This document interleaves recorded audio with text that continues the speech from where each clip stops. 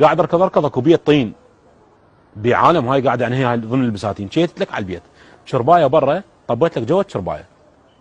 يعني انا كله طالع بس عبالي اخلص، يعني انا ميت بحيث انتهيت بعد ما اقدر اركض.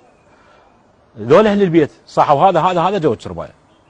ثاني هم من عندهم ضربني هنا بالاخمس.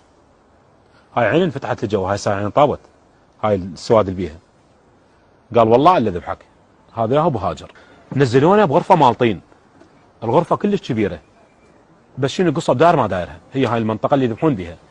الغرفه بيها ماطور مال مي متروك، البول مال الماطور شبيه مهدم، يعني البشر يطلع من عندها. من طبقوا السيارات، الكيه وسيارتي عالقات دبل اشاره وشغلان فيهن السيارات. نزلونا جابونا قعدونا بالغرفه. خطيه اول واحد هذول من الدجيل الولد عمي قلت لك عليهم موجودين، واني وهذا الولد اسمه حارث من اهل بغداد. راسا هم سووا قوموا ذول الولد الاخوه، هم ذولا ما كل لابسين رشاشات، هم هذا المصور والذباح. اخذوهم مسافه 100 متر عنا واحنا ظلينا بالغرفه. انا باوع قلت والله انا خلنا اطفر اركض خلي يرموني ولا يذبحوني، بلكي حتى راسي اذا موجود يجوز اهلي يعرفوني. انا ديه مرتخيه، طلعت ديه اول ما اخذوا ذول الولد ويا ما مسافه صاح تكبير ذبحوا لي قطيع اول واحد. انا ردت اقوم قال مروتك تخلصني، هذا اللي وياي.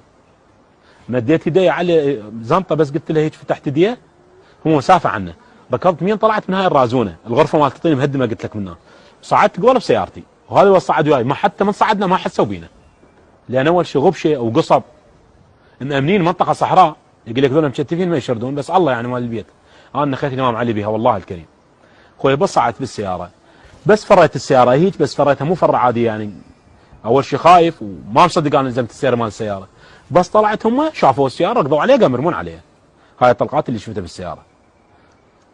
اسمع طلقات بالسياره، بس انا قلت بعد ما معقوله، قلت راح اخلص يعني، قلت يجوز قدامهم هم من ما ادري المنطقه. خويا اقول لك تقول لي ظليت تمشي، بس هي شنو السياره على سرعتها ترابه وتمشي. انا على الحديد كابس السياره، ابوع بالمرايه ما اشوف بس تراب، قلت انا يجوز لحقوني ما اخلص.